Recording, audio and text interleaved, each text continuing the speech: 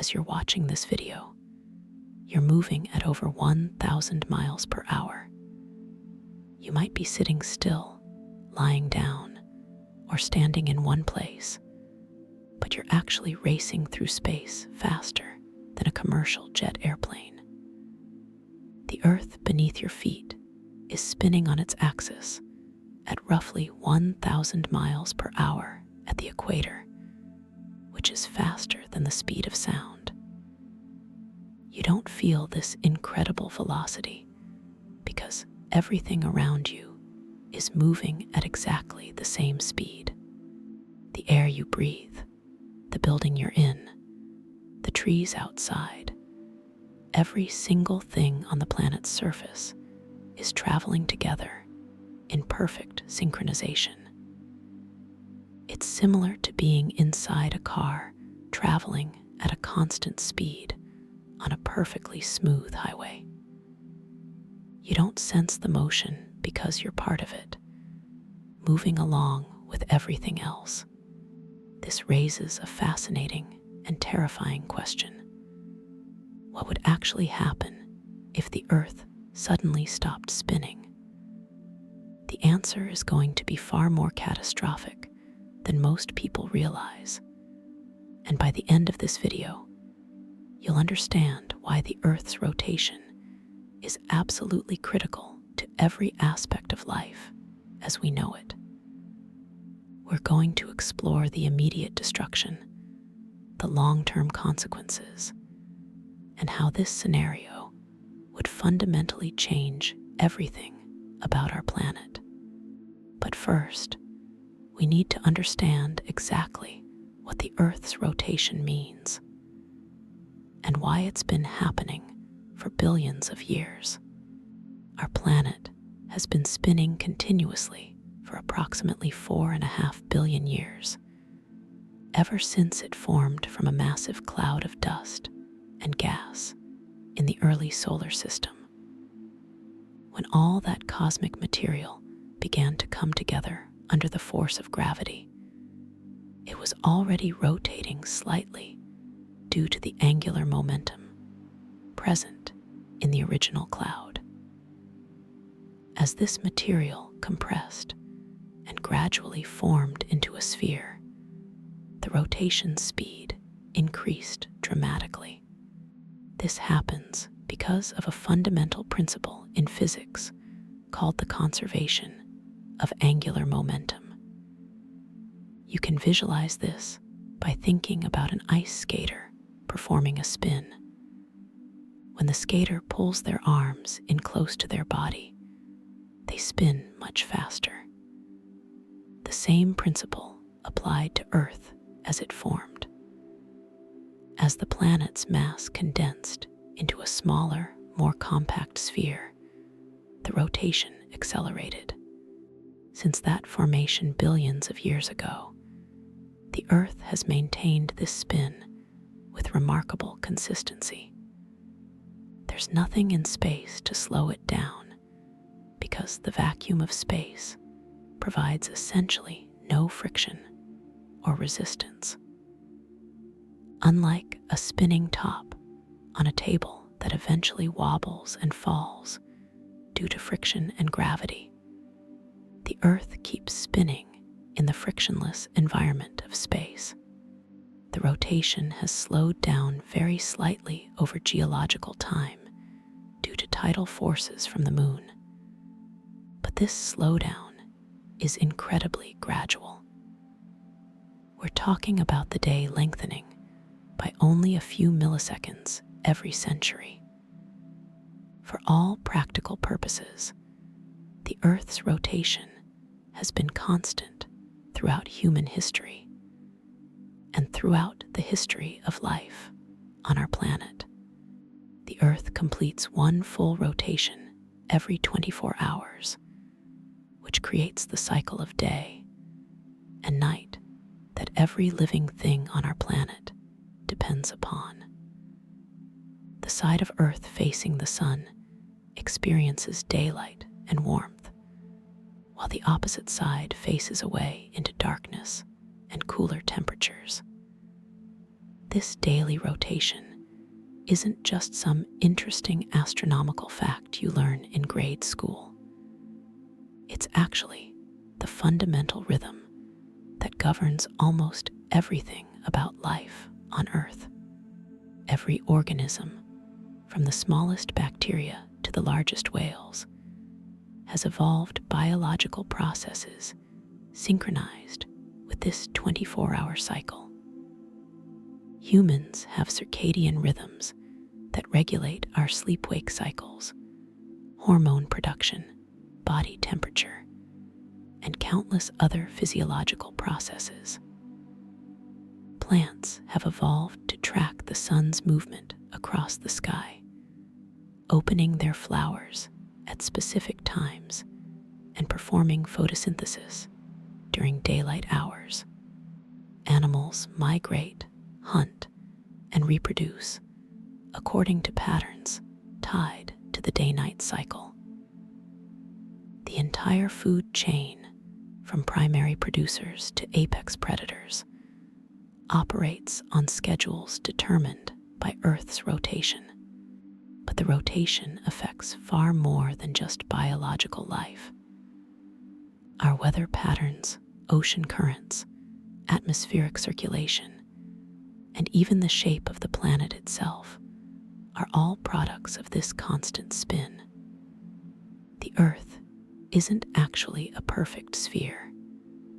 It's slightly flattened at the poles and bulges at the equator due to centrifugal force from the rotation.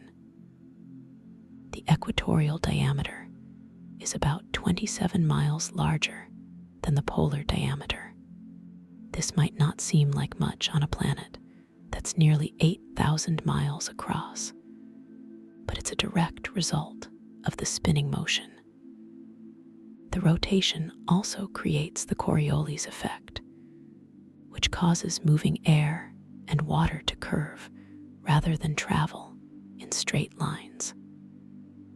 This effect is responsible for the rotation of hurricanes, the circulation patterns of ocean currents, and the prevailing wind patterns that distribute heat and moisture around the globe.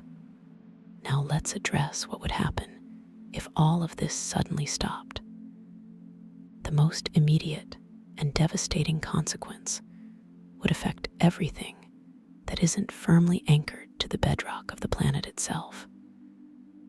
Newton's first law of motion states that an object in motion stays in motion unless acted upon by an external force.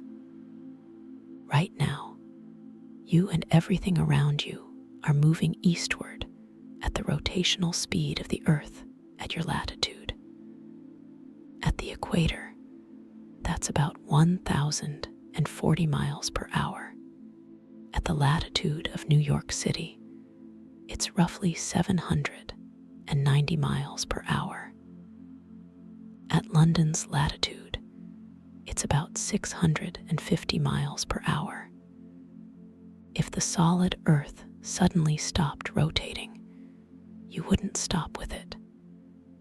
Your body would continue moving eastward at whatever speed the surface was moving before it stopped. The destruction would be instantaneous and absolute. Every person, animal, car, building, tree, and anything not anchored deep into the bedrock would be hurled eastward at hundreds of miles per hour. To put this in perspective, the impact would be similar to being inside a car that's traveling at highway speed and suddenly hitting an immovable wall, except the speed would be much, much higher. A human body simply cannot survive the kind of forces involved in a sudden deceleration from 1,000 miles per hour to zero. The result would be complete destruction of everything on the surface. Cities would be obliterated. Buildings would be ripped from their foundations and sent tumbling across the landscape. Forests would be flattened as if hit by the most powerful tornado imaginable. The oceans would continue their eastward momentum, creating tsunamis of unimaginable scale that would wash over entire continents. These wouldn't be like the tsunamis we're familiar with from earthquakes or underwater landslides. Those devastating waves are typically 30 to 100 feet high when they reach shore. The tsunamis created by the Earth's sudden stop would be measured in miles of height. The entire volume of the ocean basins would slosh eastward like water in a bathtub that's suddenly stopped. Coastal regions would be instantly submerged under walls of water moving at incredible speeds. But even inland areas wouldn't be safe. The water would continue traveling across the continents, pushed by its own tremendous momentum. Low-lying areas could remain underwater for extended periods, and the reshaping of coastlines would be dramatic and permanent. The atmosphere itself would continue moving as well. Even though air is much less dense than water, the sheer volume of the atmosphere and its velocity would create wind speeds that would make the most powerful hurricanes look gentle by comparison. These super hurricane force winds would strip away anything that somehow survived the initial impact. Soil would be scoured from the surface, leaving bare rock. Any structures that managed to remain partially standing would be reduced to rubble. The winds would also carry an immense amount of debris, creating a sandblasting effect that would erode and destroy everything in its path. The sky would darken with dust and particles, blocking out the sun and dropping temperatures dramatically. But let's step back for a moment. We've been discussing what would happen with a sudden, instantaneous stop. In reality, if some force were powerful enough to stop Earth's rotation, it would have to be so immense that the planet itself might not survive intact. The amount of energy required to halt the spin of an object with Earth's mass and rotational speed is beyond comprehension. We're talking about energy levels that would likely tear the planet apart or melt it entirely. However, for the purposes of understanding the importance of Earth's rotation, let's consider a scenario where the rotation gradually slowed down over time rather than stopping suddenly. This would still be catastrophic, but it would give us a chance to examine the various systems that depend on the rotation and how they would be affected. If the Earth's rotation began to slow gradually over months or years, we would start noticing changes immediately. The first thing people would observe is that days and nights would begin to get longer. If the Earth took 48 hours to complete a rotation instead of 24, we would have 24 hours of daylight followed by 24 hours of darkness. This alone would have profound effects on global temperatures and weather patterns. The side facing the sun would heat up much more than it currently does because it would be receiving continuous sunlight for a much longer period. Surface temperatures on the sunny side could potentially reach levels similar to what we see in deserts, possibly exceeding 150 degrees Fahrenheit in some areas. Meanwhile, the dark side would cool down dramatically without the warming influence of sunlight, potentially dropping to temperatures well below freezing, even in tropical regions. This extreme temperature difference between the day and night sides would create enormous pressure differences in the atmosphere. Air would flow from the cold side to the hot side, creating massive global wind patterns, unlike anything we currently experience. These winds would be much more powerful than our current weather systems because the temperature gradient would be so much steeper. The weather would become increasingly extreme and unpredictable as the rotation continued to slow. Storms of unprecedented intensity would develop at the boundary between the heated and cooled regions. The redistribution of heat through atmospheric circulation would struggle to keep up with the extreme differences being created. Plant life would face immediate challenges. Most plants have evolved with very specific light and dark cycles. Their biological processes, including photosynthesis, growth, flowering, and seed production, are all timed to the 24-hour day. Disrupting this cycle would stress plants severely. Some species might be able to adapt if the change were gradual enough, but many would not. Agricultural crops, which have been bred for thousands of years to maximize productivity under current conditions, would be particularly vulnerable. Food production would be severely impacted, potentially leading to widespread famine. Even wild ecosystems would suffer as the intricate relationships between plants, pollinators, and herbivores all depend on timing synchronized with the day-night cycle. Animals would face similar challenges with their circadian rhythms disrupted. Many animals are strictly diurnal or nocturnal, meaning they're active only during day or night. Extended periods of light or darkness would force behavioral changes that could be difficult or impossible for some species to make. Predator-prey relationships might break down. Migration patterns that depend on day length as a cue would be thrown into chaos. Reproduction cycles tied to seasonal changes in day length would fail.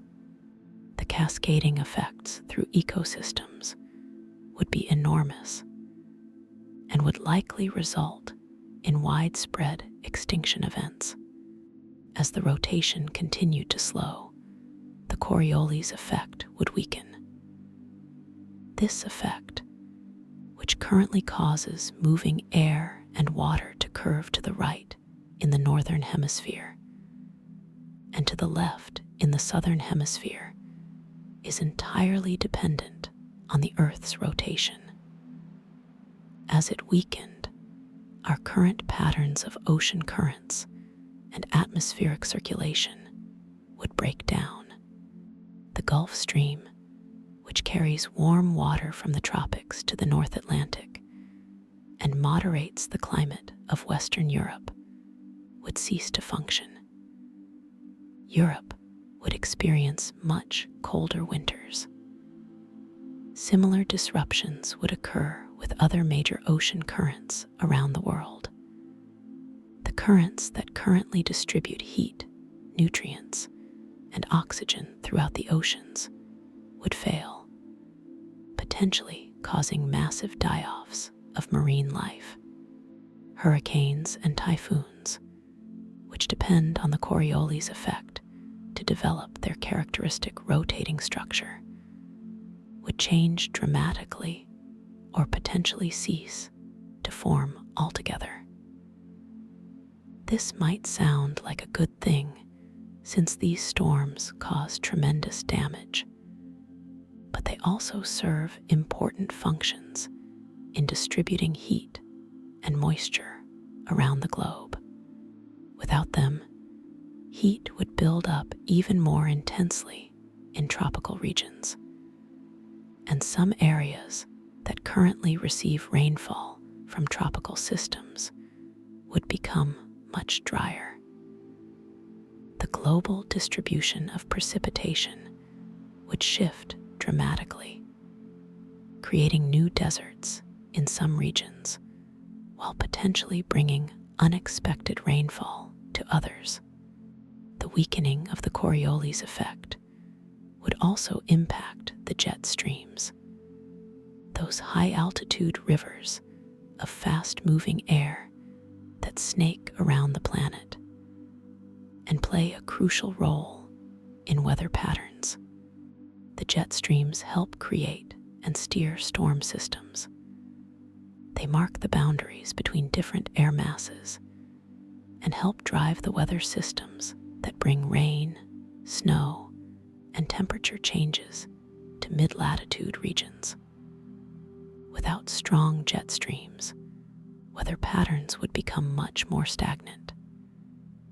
Areas might experience the same conditions for much longer periods, leading to extended droughts or prolonged periods of rainfall and flooding. The shape of the Earth itself would begin to change as the rotation slowed. Remember that the Earth bulges at the equator due to centrifugal force from the spinning motion. This bulge amounts to about 27 miles of extra diameter at the equator compared to the poles. As the rotation slowed, this bulge would gradually subside. The equatorial regions would sink, while the polar regions would rise. This might sound like a gradual, gentle process, but it would trigger massive geological upheaval. The redistribution of mass would cause tremendous strain on the Earth's crust, likely triggering earthquakes of unprecedented magnitude all around the world. The oceans would also redistribute themselves. Currently, the oceans are deeper at the equator and shallower near the poles because of the equatorial bulge. As this bulge disappeared, water would flow away from the equatorial regions toward the poles. Coastal cities near the equator would find themselves much further from the ocean or even completely landlocked.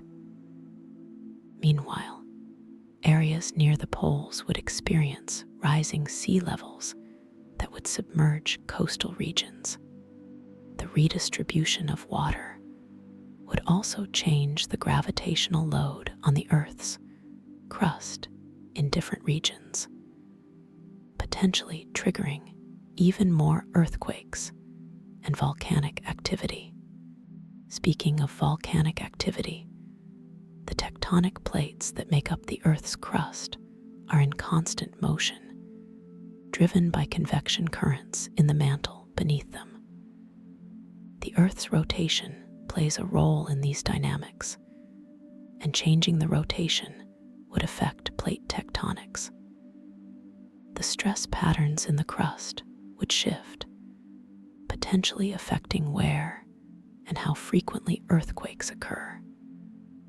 Volcanic activity might increase or change its distribution around the globe. Mountain building processes that currently occur where plates collide might slow down or speed up, depending on how the change in rotation affected plate movements. The magnetic field of the Earth would likely be affected as well. Our planet's magnetic field is generated by the motion of liquid iron in the outer core, deep beneath our feet. This motion is influenced by the Earth's rotation through something called the Coriolis force, acting on the moving metal. The magnetic field is what protects us from harmful solar radiation and cosmic rays. It creates a protective bubble around the planet called the magnetosphere that deflects most of the dangerous charged particles streaming from the sun. If the rotation slowed significantly or stopped, the magnetic field might weaken or become unstable. In the worst case, it could collapse entirely, leaving the surface exposed to much higher levels of radiation from space. Without the protection of a strong magnetic field, life on the surface would face new dangers. Solar storms, which currently create beautiful auroras when particles interact with the upper atmosphere near the poles, would become much more hazardous. The charged particles would penetrate deeper into the atmosphere, potentially damaging the ozone layer that protects us from ultraviolet radiation. Electronics and electrical grids would be much more vulnerable to damage from solar storms. Satellites in orbit would face increased radiation that could shorten their lifespans or cause them to fail entirely. The increased radiation reaching the surface could cause higher rates of cancer and other health problems in humans and animals. It could also damage plants and disrupt the base of the food chain in the oceans. Let's consider what would happen to gravity and the experience of weight on Earth's surface as the rotation changed. This is a subtle effect that most people don't think about, but the Earth's rotation actually makes you slightly lighter. The centrifugal force from the rotation works against gravity, reducing your effective weight by about 0.5% at the equator. At the poles, where you're essentially standing on the axis of rotation, there's no centrifugal force, and you experience the full force of gravity. If the Earth stopped rotating, everyone would suddenly weigh slightly more. This might not sound like a big deal, but that extra weight would apply to everything. Buildings would experience slightly more gravitational stress. Water pressure in pipes would increase marginally. These small changes would add up across all the systems and structures we've built. The atmosphere would also respond to the changing conditions in complex ways. Currently, the Earth's atmosphere is held in place by gravity, but it's also rotating with the planet. The different layers of the atmosphere, from the troposphere at the surface up through the stratosphere, mesosphere, and thermosphere, all rotate together, but at slightly different speeds due to friction and other factors. If the surface stopped, but the upper atmosphere continued moving due to its momentum, we would have the strange situation of the air at ground level being relatively still, while higher layers continued rushing past. This would create extreme wind shear and turbulence that would persist until all the atmospheric layers eventually settled into the new rotation rate. The redistribution of atmospheric mass would also affect climate. Currently, the Earth's rotation helps create the pattern of trade winds, westerlies, and polar easterlies that distribute heat and moisture around the globe. These wind patterns are part of what's called the three-cell circulation model, where air rises at the equator, flows toward the poles at high altitude, sinks at around 30 degrees latitude, and returns toward the equator at the surface. This creates the desert belts we see at those latitudes. A similar circulation exists between 30 and 60 degrees latitude, and another in the polar regions. All of these circulation cells depend on the Coriolis effect from Earth's rotation. Without rotation, the circulation pattern would simplify dramatically. We'd likely see a single large circulation cell in each hemisphere, with air rising at the equator, flowing to the poles, sinking, and returning. This would completely reorganize where rain falls and where deserts exist. The impact on the water cycle would be profound.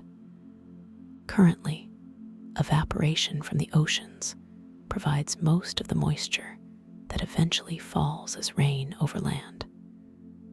The pattern of ocean currents and atmospheric circulation determines where that moisture is carried. Changing these patterns would leave some currently fertile regions without adequate rainfall, while potentially bringing rain to areas that are currently dry. Major river systems depend on regular precipitation in their watersheds. If rainfall patterns shifted dramatically, some rivers might dry up entirely, while new rivers could form in unexpected places. This would affect not only the billions of people who depend on these rivers for water, agriculture, and transportation, but also the countless species that live in and around freshwater ecosystems. Lakes and inland seas would also be affected by the changing climate patterns.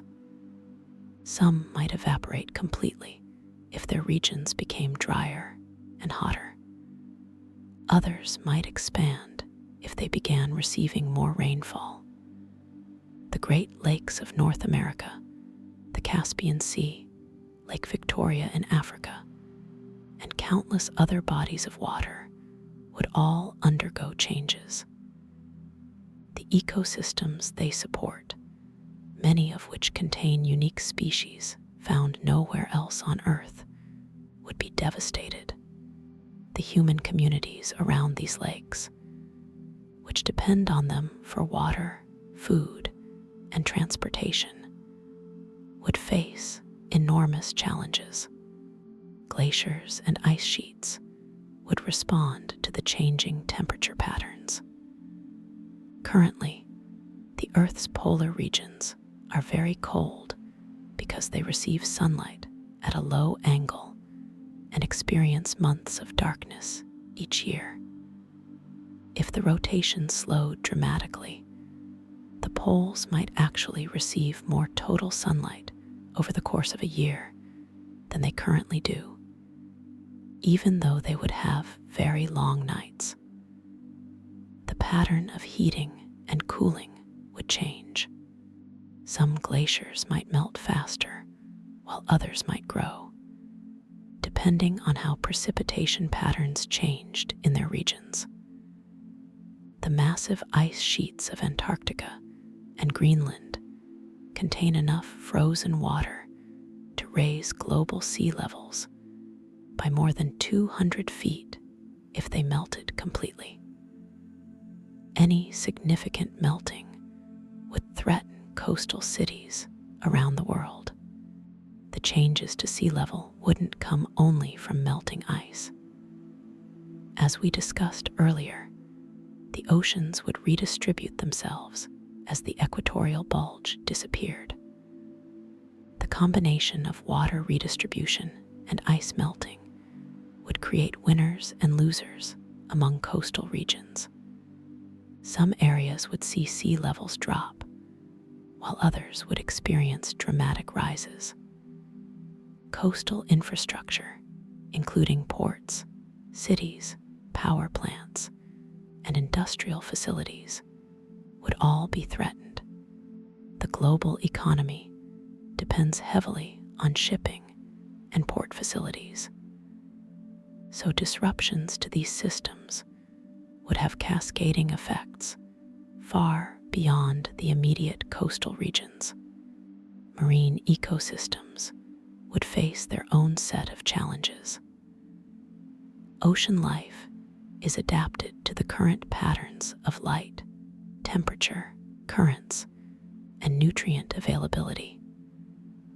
Coral reefs, which are among the most biodiverse ecosystems on Earth, are particularly sensitive to temperature changes. They already face threats from warming oceans caused by climate change. The extreme temperature swings that would occur with longer days and nights would likely cause massive coral bleaching events that could destroy most of the world's reefs. The loss of coral reefs would impact the thousands of species that depend on them and the hundreds of millions of people who rely on reef fish for food. The open ocean would also change dramatically.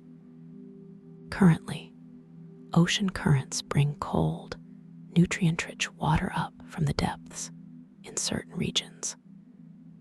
These upwelling zones are among the most productive parts of the ocean, supporting huge populations of fish and other marine life.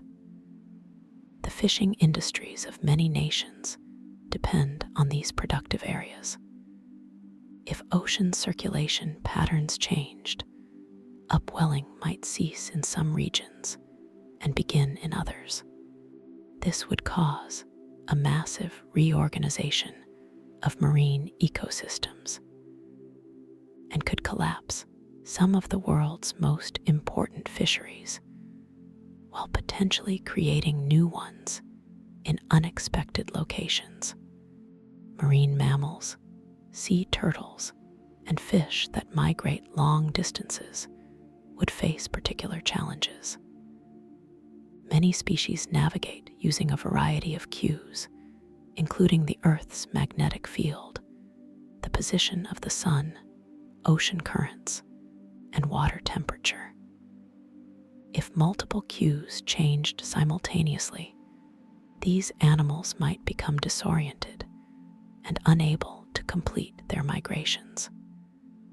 Species like salmon, which return to their birthplace to spawn, might not be able to find their way home. Whales that migrate between feeding grounds in polar regions and breeding grounds in tropical waters might get lost or find that the conditions they need no longer exist in the places they expect. The deep ocean, which seems remote and isolated, would not be immune to changes either. The deep ocean is cold and dark, and life there depends on nutrients and organic matter sinking from the surface. The creatures of the deep have evolved to survive in this harsh environment, but they're adapted to specific conditions. Changes in surface productivity or ocean circulation could affect the amount of food reaching the depths. Some deep-sea ecosystems, like hydrothermal vent communities, might be less affected because they depend on chemical energy from the Earth's interior rather than sunlight-based food chains. However, even these communities could be impacted if changes in ocean circulation affected the chemistry of the deep water.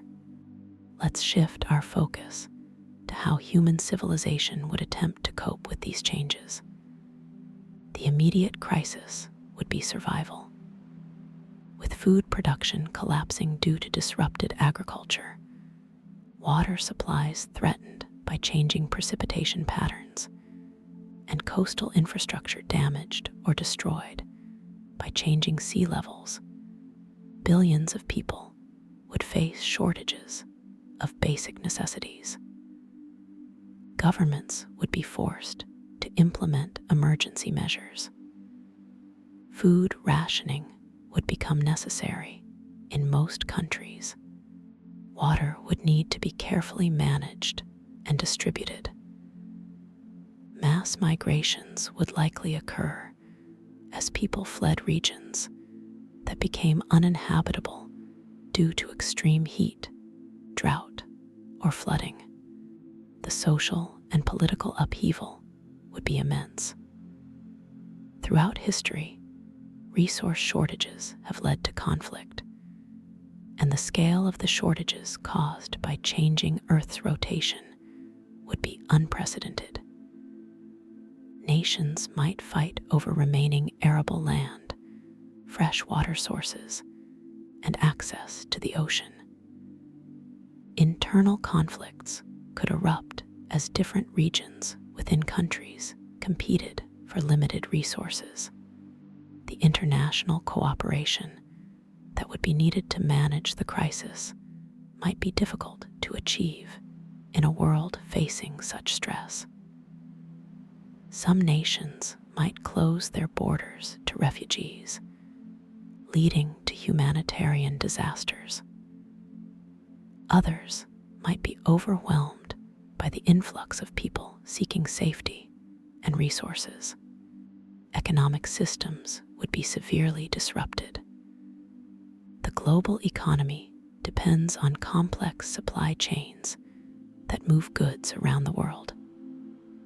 Agricultural products, manufactured goods, raw materials, and energy supplies all flow through international trade networks. These networks would break down as ports became unusable. Shipping routes had to be redrawn to account for changing ocean conditions, and production facilities were damaged or abandoned. The financial systems that facilitate trade would also face stress as governments dealt with the costs of emergency response and rebuilding. Currency values would fluctuate wildly. Some nations might experience complete economic collapse. Energy production would face significant challenges. Many power plants, including nuclear facilities, are located on coasts where they can use ocean water for cooling. These would be threatened by changing sea levels. Hydroelectric dams depend on consistent water flows from their watersheds, which could be disrupted by changing precipitation patterns. Solar power facilities would experience very different conditions with longer days and nights. Wind farms rely on consistent wind patterns that would change dramatically. Coal, oil, and natural gas facilities might be more resilient in some ways, but the infrastructure for transporting and distributing these fuels could be disrupted. Power grids might become unstable or fail in some regions, and rebuilding them under crisis conditions would be extremely difficult. Agriculture would need to be completely reinvented. Crops that currently grow in temperate regions might not survive the new conditions. Farmers would need to experiment with different varieties and species to find what could tolerate longer days and nights and different temperature ranges. The areas suitable for agriculture would shift dramatically. Some currently productive regions might become too hot, cold, or dry for farming.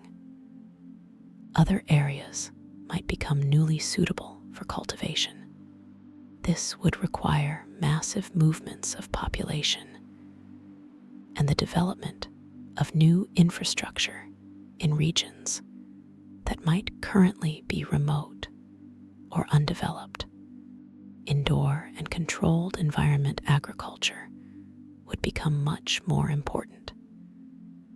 Greenhouses, vertical farms, and other systems that can control light, temperature, and water independent of outdoor conditions would be valuable.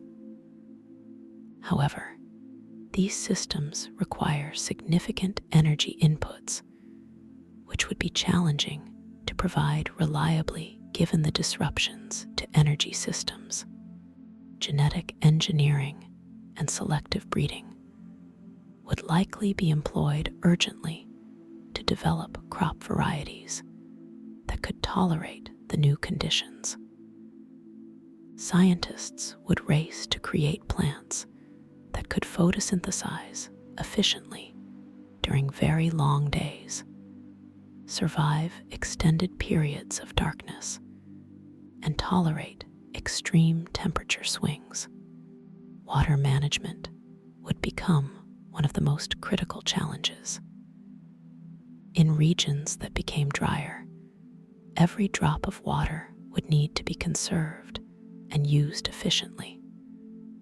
Desalination of seawater might become essential in coastal areas, but this requires significant energy and creates waste brine that must be disposed of carefully.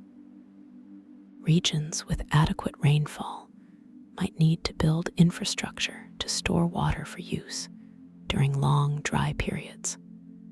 Ancient water management techniques like canal systems, rainwater harvesting, and terracing might see a revival alongside modern technologies. Conflicts over water rights and access to rivers and aquifers would likely intensify. Cities would face particular challenges. Urban areas depend on complex infrastructure systems for water, sanitation, power, transportation, and waste management. These systems would be stressed by the changing conditions. Some cities in coastal areas might have to be partially or completely abandoned as sea levels changed. Others in regions that became extremely hot or cold might become difficult to inhabit without enormous energy inputs for heating or cooling. There would likely be a long-term trend toward depopulation of the most affected cities and the growth of new urban centers in regions that became more habitable. Transportation systems would need to adapt.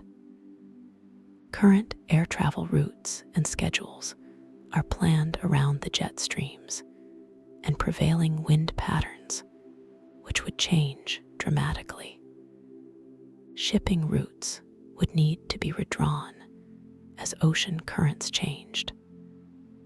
The Panama and Suez Canals, crucial choke points for global shipping, might become more or less useful depending on how sea levels changed. Roads, railways, and bridges would need to be rebuilt if they were damaged by earthquakes, flooding, or other consequences of the changing rotation.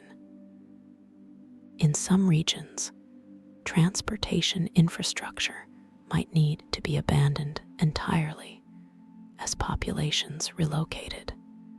Technology and innovation would be crucial for survival. Scientists and engineers would be working urgently to understand the changes and develop solutions. New materials might be needed to withstand the more extreme conditions. Better energy storage technologies would be essential to bridge the long nights when solar power isn't available. More efficient food production methods would need to be scaled up quickly. Communication systems would need to remain functional to coordinate response efforts across regions. The internet and global telecommunications networks would be vital tools for sharing information and maintaining some level of coordination in a disrupted world. Education and research institutions would play a critical role. Universities and research centers would be working to understand the changes and develop solutions. However, these institutions might face their own challenges as funding becomes scarce and priorities shift toward immediate survival needs. There would be tension between the need for rapid practical solutions and the importance of fundamental research to understand the underlying processes. The scientific community would need to collaborate across national boundaries, even as political tensions rose. Open sharing of data and discoveries would be essential. But this might conflict with national security concerns in some cases. Healthcare systems would be overwhelmed. The stress of the crisis would cause increases in mental health problems, including anxiety, depression, and post-traumatic stress. Malnutrition would become more common as food supplies dwindled. Infectious diseases could spread more easily in crowded refugee camps and among malnourished populations with weakened immune systems.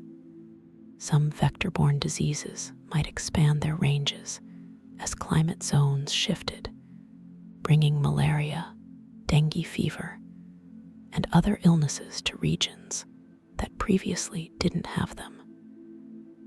Healthcare facilities might lose power, making it difficult to provide care. Medical supply chains could be disrupted, causing shortages of medications and equipment. Cultural heritage and historical preservation would face threats. Museums, libraries, and archaeological sites might be damaged or destroyed by changing conditions. Rising sea levels could threaten coastal historical sites. Extreme temperatures could damage artifacts. In the chaos of the crisis, protecting cultural heritage might seem like a low priority compared to immediate survival needs. But the loss of humanity's cultural memory would be a tragedy that would be felt for generations. Some efforts would likely be made to preserve the most significant artifacts and knowledge, perhaps by digitizing materials or moving them to more secure locations. But much would inevitably be lost. Religious and philosophical questions would become pressing for many people. A catastrophe of this magnitude would challenge people's understanding of the world and their place in it. Some might turn to religion for comfort and meaning. Others might question their faith in the face of such suffering. Philosophical debates about how to allocate scarce resources and who deserves help would have life and death consequences. Questions about whether to prioritize saving the most people, preserving certain cultures or knowledge, or maximizing long-term survival would divide communities and nations. There would be no easy answers, and the decisions made would shape the future of human civilization. Adaptation versus mitigation strategies would be debated. In the early stages of the crisis, there might be hope that the rotation could somehow be restored or stabilized. Resources might be devoted to trying to find ways to influence the Earth's rotation, perhaps through massive engineering projects or by harnessing energy in ways we can't currently imagine. However, if it became clear that the changes were permanent, the focus would shift entirely to adaptation. Communities would need to accept the new reality and build systems that could function in the changed world. This psychological shift from fighting the change to accepting and adapting to it would be difficult for many people. The distribution of impacts would be highly unequal. Some regions of Earth would be hit much harder than others. Island nations and low-lying coastal areas would be devastated by sea level changes and storms. Regions that became extremely hot or cold would be difficult to inhabit. Areas that lost their water supplies would be abandoned. Meanwhile, some regions might actually benefit from the changes. Areas that were previously too cold for agriculture might become farmable. Regions that received more rainfall might become more productive. This geographical inequality would create tensions, as the nations and communities that were least responsible for any potential causes of the rotation change might suffer the most, while others remained relatively comfortable. Intergenerational justice would also be a concern. The children born during or after the crisis would grow up in a very different world than previous generations knew. They would face challenges their ancestors never imagined, but they might also develop innovations and adaptations that could eventually lead to a stable society. The knowledge and skills that would be valuable in the new world might be very different from what previous generations learned. Education systems would need to adapt to teach children how to survive and thrive in the changed conditions. Older generations might struggle with the loss of the world they knew, and the skills that no longer seemed relevant. The psychological toll on humanity would be staggering and unprecedented in human history. Imagine waking up every day knowing that the fundamental rules governing your planet have changed forever. The collective trauma would be profound and multi-generational. People would experience a complicated grief, not just for loved ones lost in the initial catastrophes, but for the world itself.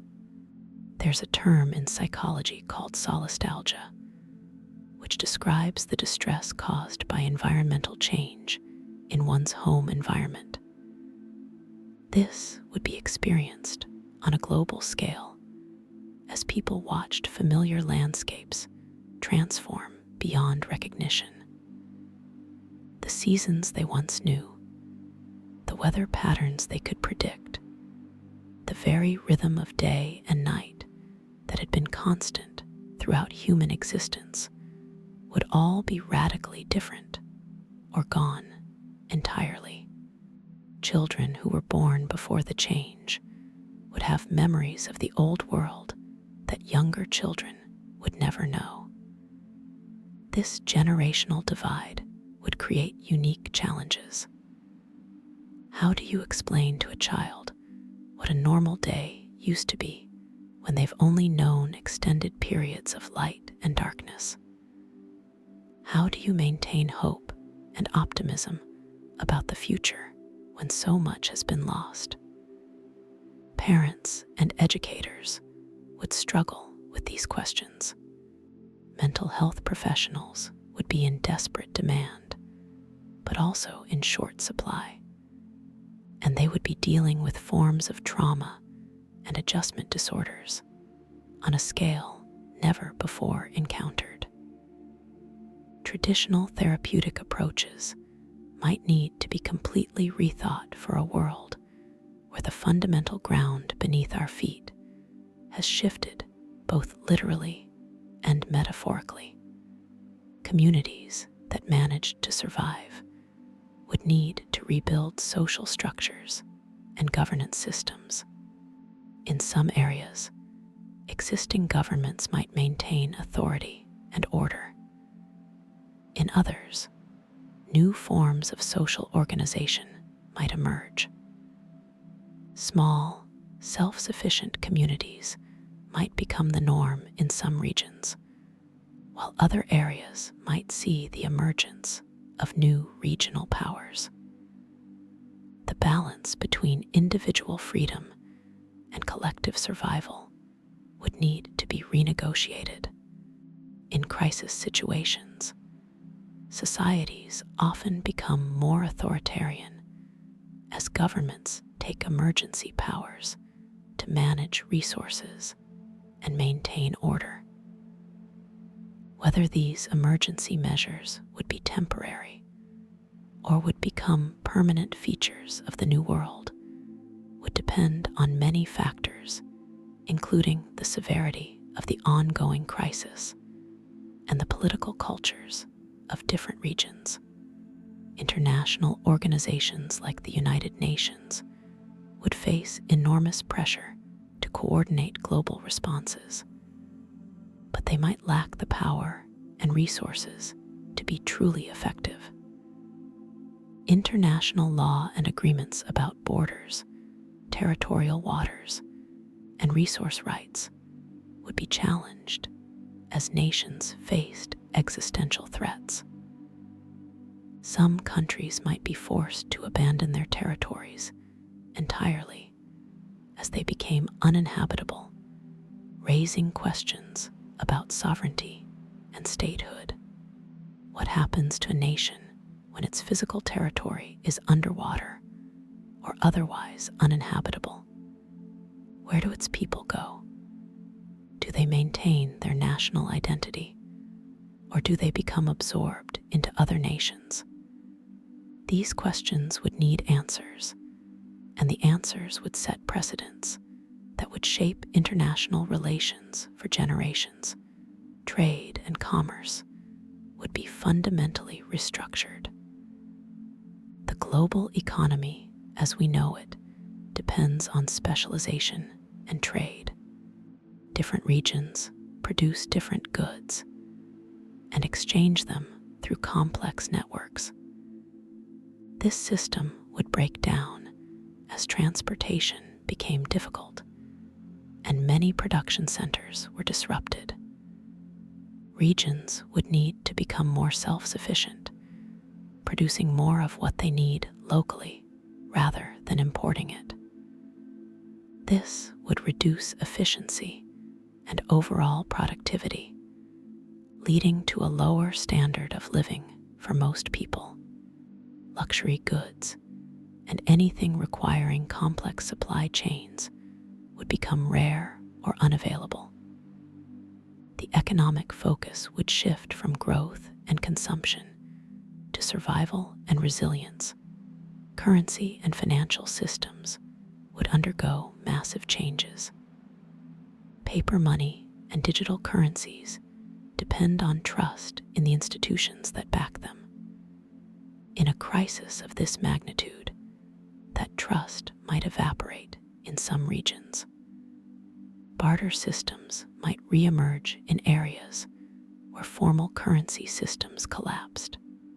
Precious metals like gold and silver might regain importance as stores of value. Communities might create their own local currencies to facilitate trade. The financial instruments that dominate modern economies, things like stocks, bonds, derivatives, and complex investment vehicles, might become largely irrelevant as people focused on tangible goods and services necessary for survival. Technology development would take new directions driven by the urgent needs of the crisis. Research and development would focus intensely on practical solutions to immediate problems. Better food production techniques, more efficient water purification, improved energy generation and storage. Materials that could withstand extreme conditions and medical treatments for new health challenges would all be priorities. Some areas of technology that seem important today, like social media platforms, entertainment systems, or consumer electronics, might be abandoned or dramatically simplified as resources were redirected to more essential technologies. On the other hand, communication technologies would remain crucial for coordinating responses and maintaining social connections across distances. Artificial intelligence and automation might become even more important than they are today. If human labor becomes less available due to population displacement, health problems, or the need to focus on essential survival tasks, machines might need to take on more of the work. Autonomous systems could potentially maintain some infrastructure, produce food in controlled environments, and perform dangerous tasks that humans couldn't safely do in the more extreme conditions.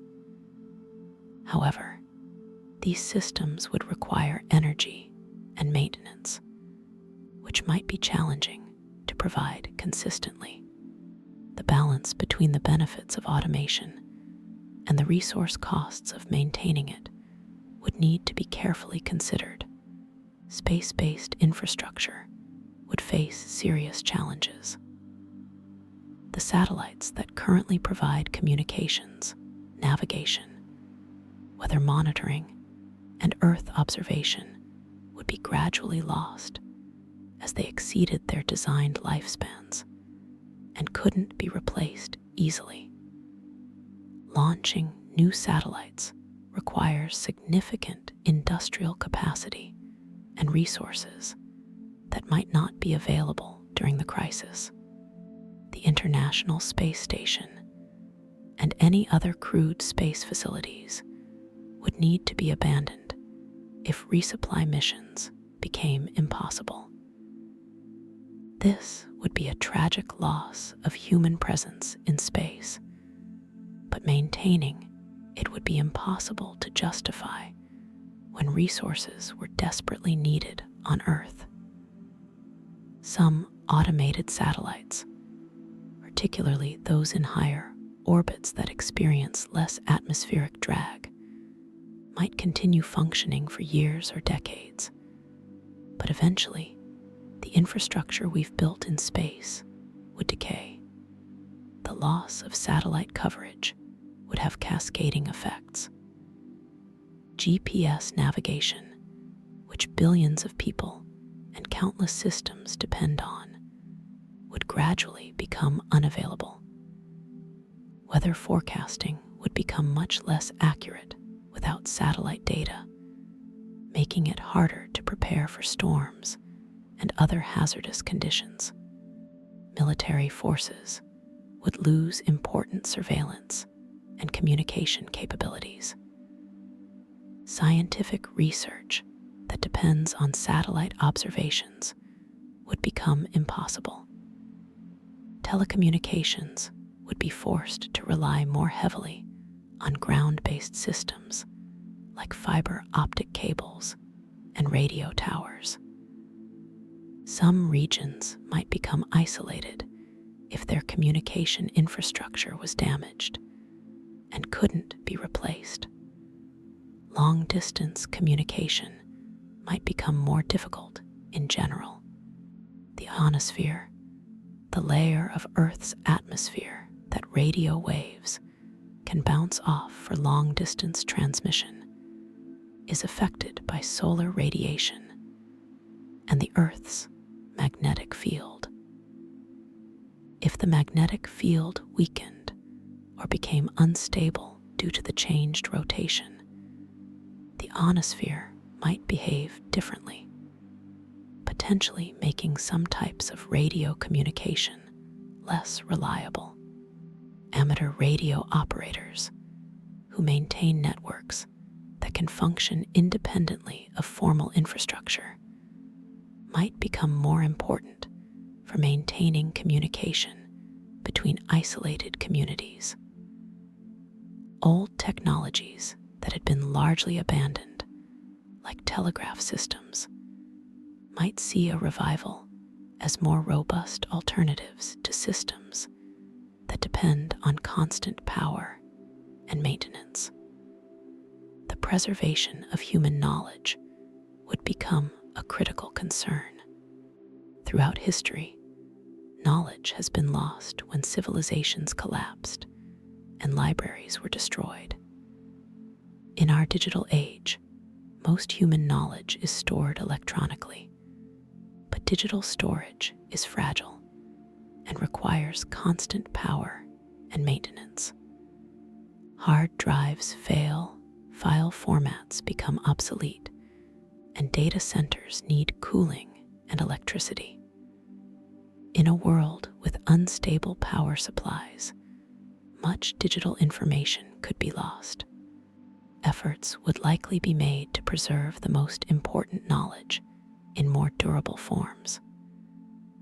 Printing physical books would be valuable despite being resource-intensive. Storing information on materials designed for long-term survival, like archival paper, metal plates, or even stone, might be considered for the most crucial information that future generations would need. Scientists and archivists would face difficult decisions about what knowledge to prioritize for preservation. Medical information, agricultural techniques, engineering principles, and survival skills would clearly be important. But what about art, literature, music, and history? These things don't directly help with survival, but they represent the accumulated culture and wisdom of humanity. Losing them would impoverish future generations spiritually and intellectually, even if it didn't affect their physical survival. A balance would need to be struck between practical knowledge and cultural heritage, and different communities might make different choices based on their values and circumstances. Education systems would need to be rebuilt from the ground up. The curriculum would shift dramatically toward practical skills needed for survival in the new world. Agriculture, water management, basic engineering, first aid, and community organization might become core subjects. Traditional academic subjects like advanced mathematics, literature, and theoretical sciences might be preserved, but given less emphasis in basic education. Apprenticeship systems might become more common as young people learned practical trades directly from experienced practitioners. The divide between practical and academic education would likely widen, with most people receiving primarily practical training, while a smaller number specialized in maintaining and advancing theoretical knowledge. Language might evolve in interesting ways. Isolated communities would develop their own dialects and eventually distinct languages as they adapted vocabulary to their new circumstances and lost touch with the broader linguistic community. New words would be needed to describe new phenomena and experiences that didn't exist in the old world. Technical jargon from the crisis period might enter everyday language. At the same time, some efforts would likely be made to maintain common languages to facilitate communication between communities. English, Spanish, Mandarin, and other widely spoken languages might continue to serve as lingua francas in their respective regions. but they would evolve differently in different areas. Art and culture would both reflect the trauma and help people process it. Literature, music, visual arts, and other creative expressions would grapple with themes of loss, adaptation, survival, and hope. New art forms might emerge suited to the changed conditions and available resources. Traditional folk arts might see a revival as communities drew on cultural heritage for comfort and identity. At the same time, the crisis would inspire new creative expressions. Epic poems, songs, paintings, and other works would tell the story of the catastrophe and humanity's response to it. Future generations would look back on this cultural output to understand what their ancestors experienced, much as we look at the art and literature produced during historical crises like wars, plagues, and natural disasters. Religion would be profoundly affected by the changes. Existing religious traditions would need to grapple with theological questions about why this catastrophe occurred and what it means. Some believers might see it as divine punishment or a test of faith. Others might question their beliefs in the face of such suffering. New religious movements might emerge offering explanations and meaning for the changed world. Apocalyptic and millenarian beliefs, which focus on end times and transformation, might gain followers. Conversely, some people might turn away from religion entirely, finding it inadequate to address the reality they face. Religious institutions might take on new importance as providers of community, mutual aid, and meaning, or they might decline if they're seen as irrelevant to the practical challenges of survival. The concept of environmentalism would be transformed by the experience. Before the rotation changed, environmental movements focused on protecting nature from human impact and preserving the existing state of ecosystems. In the new world, the natural environment would be so dramatically transformed that the goal of preservation would seem quaint or irrelevant. Instead, environmentalism might become more focused on managing and adapting to change, helping ecosystems transition to new stable states, and ensuring that human survival strategies don't make things even worse. The relationship between humanity and nature would be forced to evolve. People might develop a deeper appreciation for how dependent we are on natural systems and how fragile the conditions that support life really are. The question of reproduction and population would become ethically complex and practically challenging. In the immediate aftermath of the catastrophe, populations would decline dramatically due to the direct impacts and subsequent famine, disease, and conflict. Surviving communities would face difficult questions about whether to encourage population growth to recover numbers or to limit population due to constrained resources. Different cultures and communities would approach this question differently based on their values, circumstances, and demographic situations. Some might implement policies to encourage childbearing, while others might limit family size to match available resources. These decisions would shape the genetic and cultural makeup of future humanity. Children born during and after the crisis would face unique developmental challenges. Proper nutrition would be difficult to ensure, potentially affecting physical and cognitive development. Education would be disrupted, limiting intellectual development. Exposure to chronic stress and trauma could have lasting effects on mental health and emotional regulation.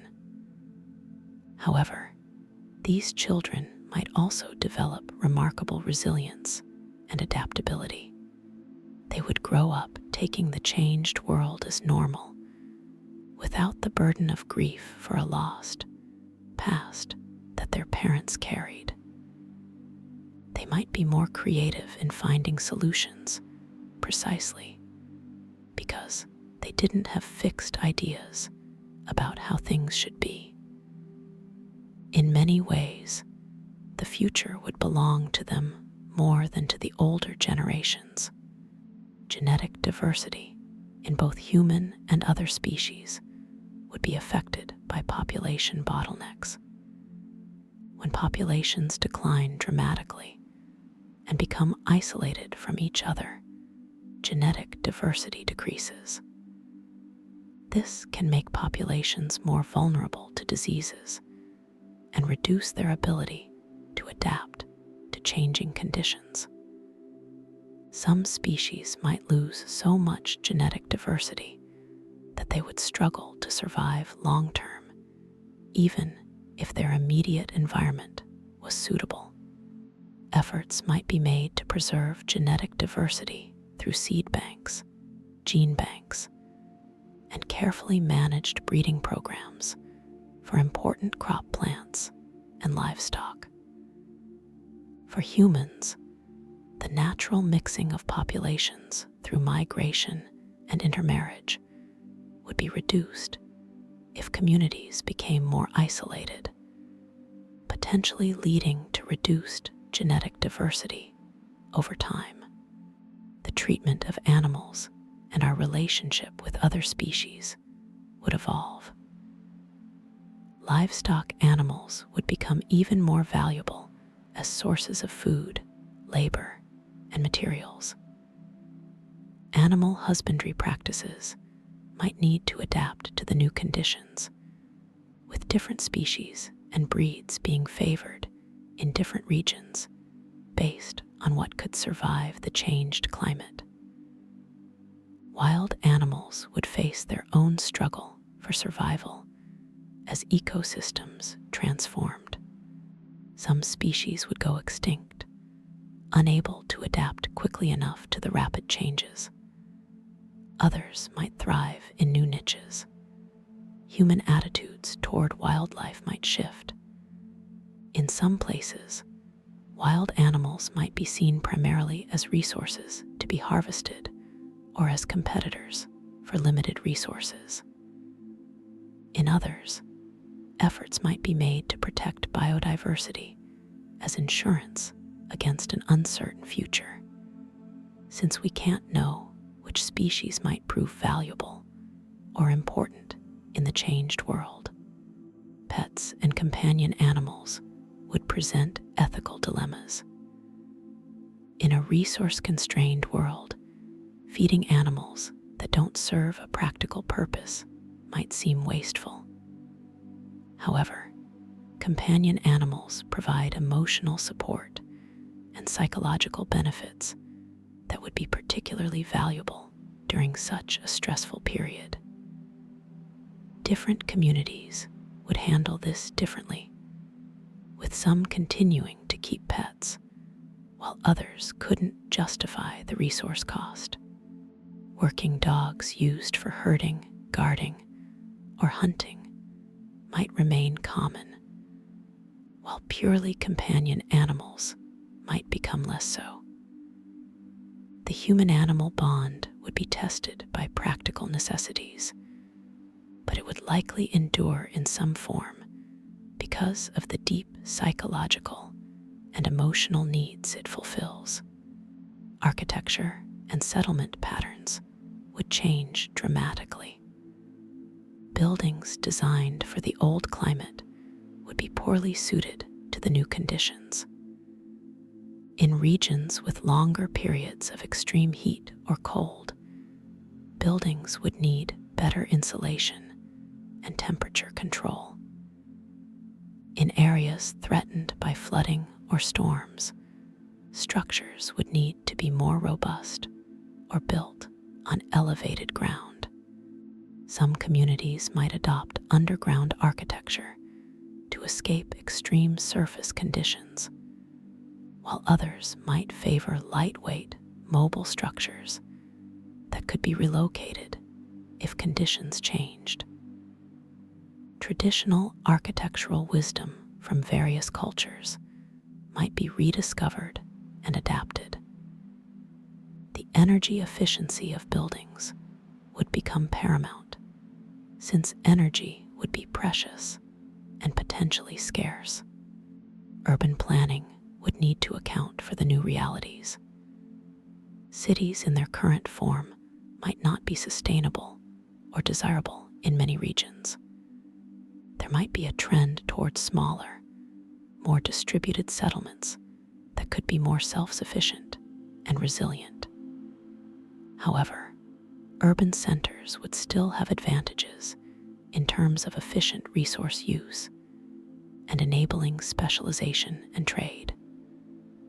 The cities that survived and new cities that emerged would likely look very different from contemporary urban areas. They might be denser in some ways, but spread out in others, with more space devoted to food production, water collection, and energy generation.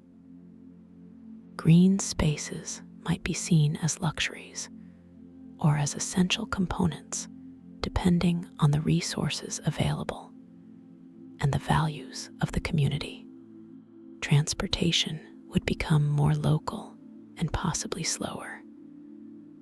Long-distance travel would be expensive and difficult, undertaken only when necessary. Most people might never travel far from where they were born, unlike the mobile society many parts of the world have today.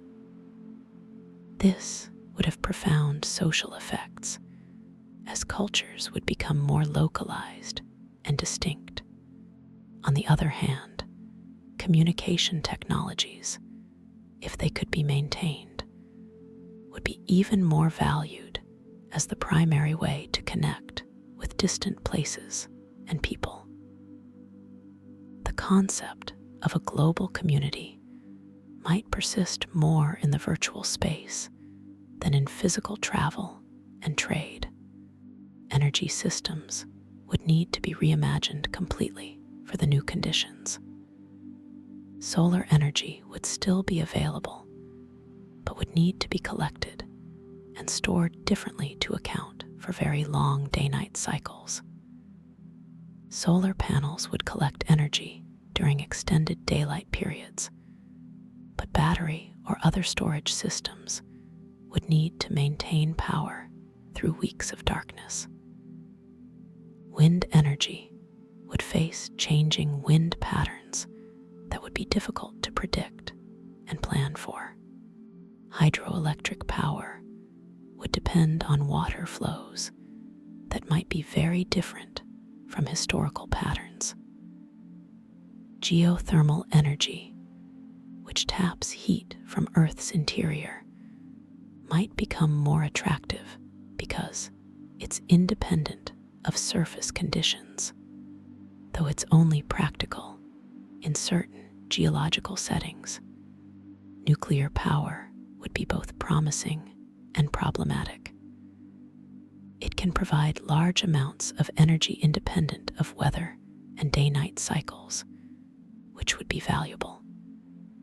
However, nuclear plants require complex supply chains for fuel and components, stable water supplies for cooling, and safe long-term storage for radioactive waste. Maintaining nuclear facilities would be challenging during social and economic upheaval. There would also be concerns about safety if maintenance standards slipped, or if plants were damaged by earthquakes or other consequences of the changing rotation. Some communities might see nuclear power as essential for survival, while others might abandon existing plants as too risky or too difficult to maintain. Fossil fuels would still be available as energy sources, and in the short term, they might be used more heavily despite environmental concerns, because they're familiar and the infrastructure already exists. However, extraction would become more difficult if oil fields and mines were in regions that became uninhabitable or hard to access. The environmental damage from fossil fuel use would continue to accumulate, but this might seem like a lesser concern compared to immediate survival needs. Over the longer term, as fossil fuel infrastructure aged and couldn't be maintained or replaced easily, societies would need to transition to whatever renewable and sustainable energy sources they could develop and maintain with available resources. Material science and resource extraction would face new challenges. Many modern technologies depend on rare elements and complex materials that require extensive processing and global supply chains. These might become unavailable or prohibitively expensive. Engineers would need to design solutions using whatever materials were locally available. There might be a return to simpler materials like wood, stone, clay, and basic metals that can be processed with less sophisticated technology. At the same time, recycling would become absolutely essential. Every scrap of metal, glass, plastic, and other processed material would be too valuable to waste. Mining landfills for materials from the old world might become a significant industry. The ocean would be a source of both opportunity and danger in the new world. Coastal regions would be hazardous due to changing sea levels and potentially more violent storms. But the ocean itself would still contain vast resources. Fishing would remain important for food, though fish populations would be affected by changes in ocean chemistry, temperature, and circulation. New fishing grounds might open up, while traditional ones became unproductive. Ocean farming of seaweed and shellfish might expand as a way to produce food without using land. The ocean floor contains mineral resources that might become more attractive to exploit if land-based resources became scarce or inaccessible. Though deep-sea mining is technically challenging and environmentally controversial, desalination technology would become crucial for many coastal communities. Turning seawater into fresh water requires significant energy, but it might be the only reliable water source in regions where rainfall became scarce. Improvements in desalination efficiency would be a priority for research and development. Solar desalination, which uses direct sunlight to evaporate and condense water, might see wider use because it doesn't require as much infrastructure or energy input as other methods, though it's slower and requires more space. Communities would need to balance the water benefits of desalination against the energy costs and the environmental impact of the concentrated brine that's produced as waste. Waste management would become more critical and more challenging. Modern waste disposal systems depend on complex infrastructure and energy inputs that might not be reliably available. Landfills would need to be carefully managed to avoid contaminating water supplies. Sewage treatment would be essential to prevent disease, but treatment plants require energy and maintenance.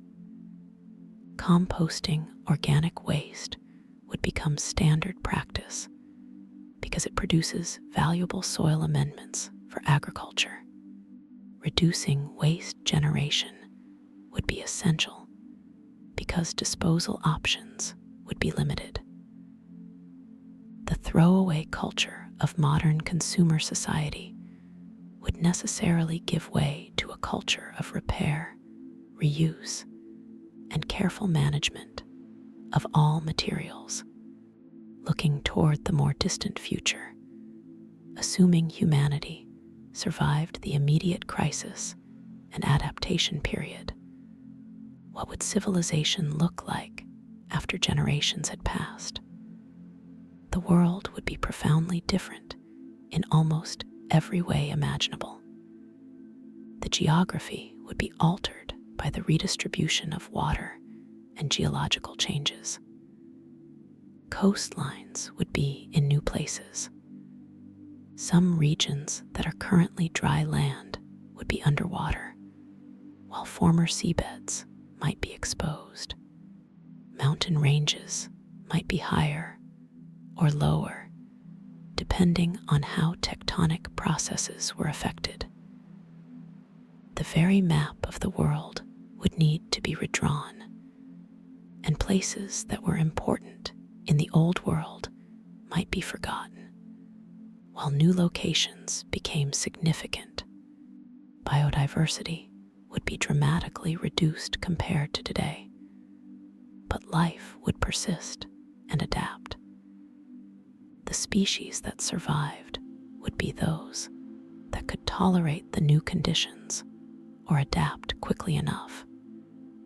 Evolution would continue, and over many generations, new species would emerge adapted to the changed world.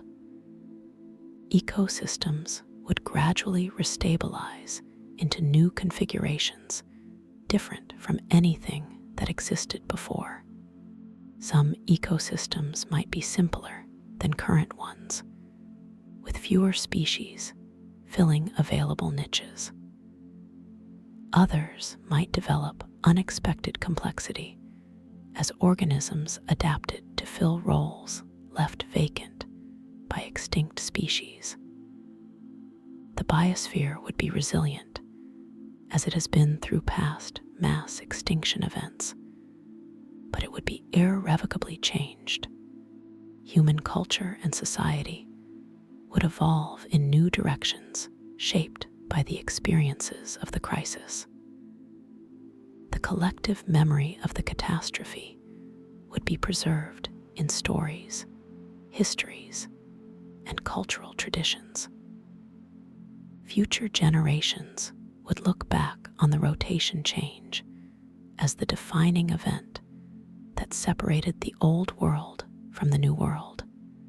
It would be their civilization's equivalent of a creation myth or founding narrative, the story that explained how their world came to be and what challenges their ancestors overcame. This shared history would be a source of identity and meaning, potentially uniting humanity through the memory of shared suffering and perseverance. Technology would continue to advance, but along different paths than it might have followed otherwise. The innovations that emerged from the crisis would shape the trajectory of future development. Technologies that proved their worth during the difficult times would be refined and improved. New sciences might emerge to study and manage the changed Earth systems. The scientific method and empirical investigation would remain valuable tools for understanding the world. But the questions being asked and problems being solved would be different from those that occupied scientists in the old world. There might be a greater emphasis on sustainability, resilience, and working within the limits of available resources rather than the growth-focused paradigm that dominated much of pre-crisis history. Political systems and governance would have evolved through the crisis. Some traditional forms of government might have been strengthened if they proved effective at managing the emergency, while others might have been replaced by new forms of organization that emerged naturally from the crisis. Democracy, authoritarianism, collectivism, individualism, and countless other political philosophies would all be tested in the crucible of survival.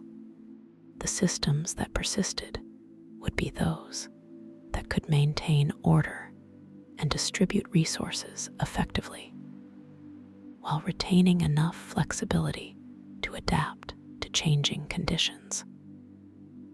International relations would be shaped by the geography and resource distribution of the New World, creating new alliances and potentially new conflicts.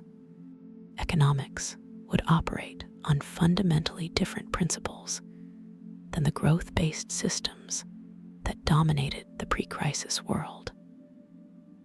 In a world where resources were clearly limited and the environmental constraints were impossible to ignore, economic theory and practice would need to focus on sustainability, efficient allocation, and meeting needs rather than generating endless growth and profit. Different regions might develop quite different economic systems based on their circumstances and values.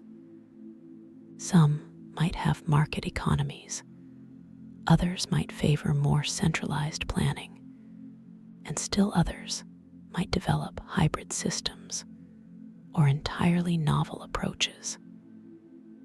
Trade would exist where it was mutually beneficial, but communities would aim for much greater self-sufficiency than was common before.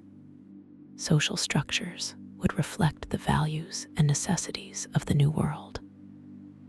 Family structures might change, with extended families and chosen communities becoming more important as survival required cooperation and mutual support. Social hierarchies might be based on different criteria than in the old world. Practical skills and the ability to contribute to community survival might be valued over wealth or lineage. Gender roles might become more flexible or more rigid, depending on how different cultures responded to the crisis. The diversity of human social organization would likely continue, with different communities finding different solutions to the challenges of creating stable, functional societies in the new conditions. Education would remain important, but with a different focus and structure than before. The emphasis would be on transmitting knowledge and skills essential for survival and maintaining civilization. Literacy and numeracy would still be fundamental, but the curriculum would include extensive practical training. The balance between specialized knowledge and general competency would shift, with more emphasis on people being capable of multiple roles. Higher education and research would continue in some form because advancing knowledge and solving problems would remain necessary. But it might be more directly tied to practical applications than in some pre-crisis academic traditions. Art, music, literature, and other cultural expressions would flourish in new forms. Humans need more than just physical survival. We need meaning, beauty, and connection. The arts would serve these needs as they always have, but they would reflect the experiences and values of the new world. New artistic traditions would emerge, while some old ones were adapted or abandoned. The stories people told, the music they made, and the images they created would all carry the mark of living in a fundamentally changed world. Future archaeologists and historians would be able to trace the impact of the crisis through changes in artistic styles and cultural expressions. Philosophy and ethics would grapple with questions raised by the crisis for generations to come. What responsibilities do we have to future generations when making decisions about resource use and risk? How should we balance individual freedom against collective survival? What rights, if any, do non-human species have? How should we preserve knowledge and culture when resources are limited? What makes life worth living when daily survival is uncertain? These and countless other questions would occupy philosophers, theologians, and ordinary people trying to make sense of their existence. The answers different cultures developed would shape their values and guide their decisions. Science would continue to study the Earth and attempt to understand the changed systems. Climatology, ecology, geology, and oceanography would all be focused on documenting and predicting the behavior of the altered planet. There might be efforts to model what the Earth would have been like if the rotation had continued normally, both to understand what was lost and to learn lessons that might help manage the current situation. Astronomy would continue because humans would still wonder about the universe beyond Earth, though practical space exploration might be impossible for many generations. The loss of easy access to space would be mourned by some, but it would also refocus attention on the planet and the challenges and opportunities it presented. Religion and spirituality would continue to provide meaning and community for many people. Existing faiths would adapt their teachings to the new reality, and new religious movements would inevitably emerge. The relationship between faith and science might shift, with some communities seeing them as complementary ways of understanding the world, while others favored one over the other. Religious diversity would likely continue, with different traditions offering different answers to life's ultimate questions. Conflicts between religious groups might persist, but the shared experience of survival might also foster greater tolerance and cooperation in some areas. The long-term survival of humanity would depend on maintaining genetic and cultural diversity, adaptability, and the willingness to cooperate across communities. No single community could preserve all human knowledge and capability. Maintaining connections between distant groups would be important, even if difficult. The exchange of ideas, technologies, and genetic diversity through trade and migration would help prevent stagnation and inbreeding. At the same time, communities would need to balance openness with security, being willing to interact with others while protecting their resources and stability. Over many generations, humans might gradually forget what the old world was like, except as legend and history. The extended day-night cycles would become normal. The new geography would be the only map they knew. The plants and animals of the changed world would seem natural and proper. Stories of 24-hour days, of satellite networks and global air travel, of the vast diversity of life that once existed might seem fantastical or exaggerated. Each generation would be more adapted to the new world and less connected to the old one. This would represent both a loss and a liberation. The loss of direct connection to the old world and its wonders would be sad, but being free of grief for what was lost would allow people to fully embrace their present reality. Eventually, assuming no further catastrophes, new equilibriums would be established. Populations would stabilize at whatever level the environment could support. Ecosystems would reach new stable states with communities of organisms adapted to local conditions.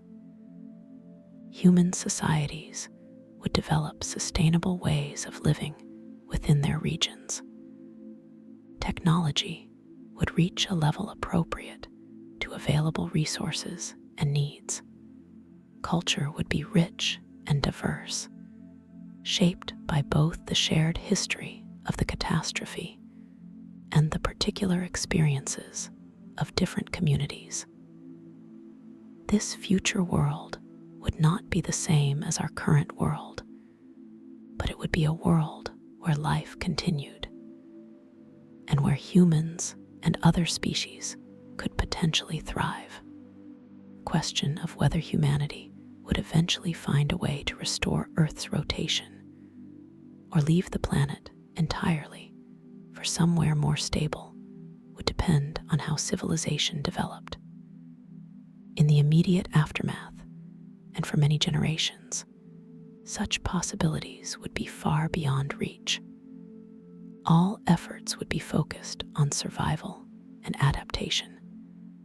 But over longer time scales, measured in centuries or millennia, technological capability might advance to the point where such options could at least be considered.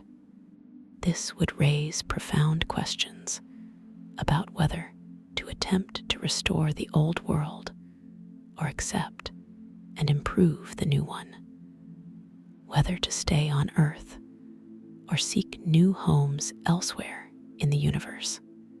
Whatever path humanity took, the experience of the Earth stopping its rotation would fundamentally transform us. We would be forced to confront our dependence on planetary systems we usually take for granted. We would learn hard lessons about resilience, adaptation, and the importance of working together. We would develop a deeper appreciation for the fragility and preciousness of the conditions that make life possible. These lessons would shape human culture and values for as long as our species persisted. In a strange way, the catastrophe might make us wiser and more mindful, even as it reduced our numbers and capabilities. The story of humanity surviving such a cataclysm would be a testament to the resilience of life and the human spirit. Against overwhelming odds, people would find ways to adapt, to preserve knowledge, to maintain compassion and culture, even in the darkest times. Children would be born, learn, grow, and have children of their own. Laughter and joy would return even to a changed world. People would fall in love, create art, make discoveries, and find meaning in their lives. The fundamental aspects of being human would persist even as almost everything else changed. This persistence of the human experience through catastrophic change might be the most remarkable part of the story. In the end, whether the Earth stopped spinning suddenly or gradually, the result would be a world transformed beyond recognition. Everything we know about geography, climate, ecosystems, and human civilization would change. The challenges would be immense, and the losses staggering. Yet life has proven remarkably resilient throughout Earth's history, surviving ice ages, asteroid impacts, volcanic supereruptions, and numerous mass extinction events. Humans specifically have shown remarkable adaptability, spreading to every continent and thriving in environments from Arctic tundra to tropical rainforests to harsh deserts. These same qualities of resilience and adaptability would be humanity's greatest assets in facing the changed world. The scenario we've explored is, thankfully, extremely unlikely to occur. There's no known mechanism that could stop or significantly slow Earth's rotation without destroying the planet entirely.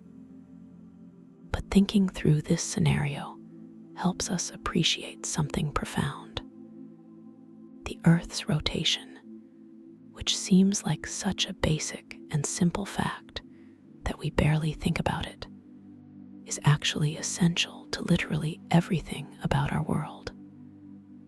The day-night cycle, weather patterns, ocean currents, the shape of the planet, the magnetic field that protects us, and countless other features all depend on this rotation.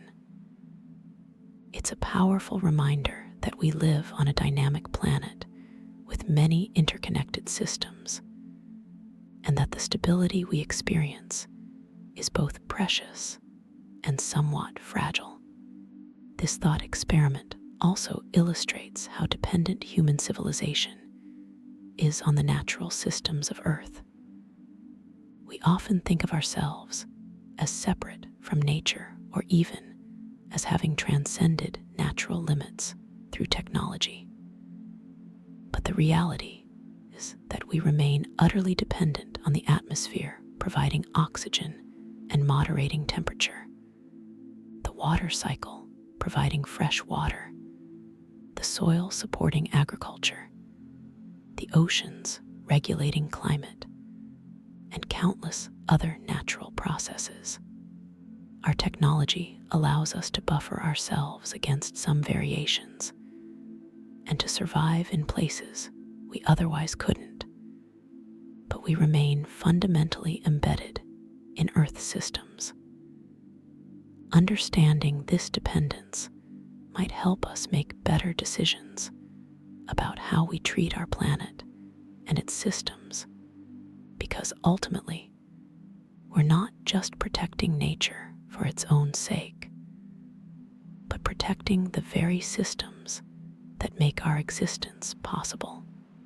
As you finish watching this video and return to your daily life, remember that you're still racing through space at over 1,000 miles per hour as the Earth spins beneath you. The ground feels solid and stable, but it's part of a dynamic, rotating planet hurtling through space. Everything you see around you, every living thing, every aspect of your daily experience exists because of systems and cycles that have operated reliably for billions of years. That reliability is something worth appreciating, protecting, and never taking for granted. The Earth's rotation will almost certainly continue uninterrupted for billions of years more. But understanding what would happen if it stopped helps us appreciate just how remarkable and precious our spinning planet really is.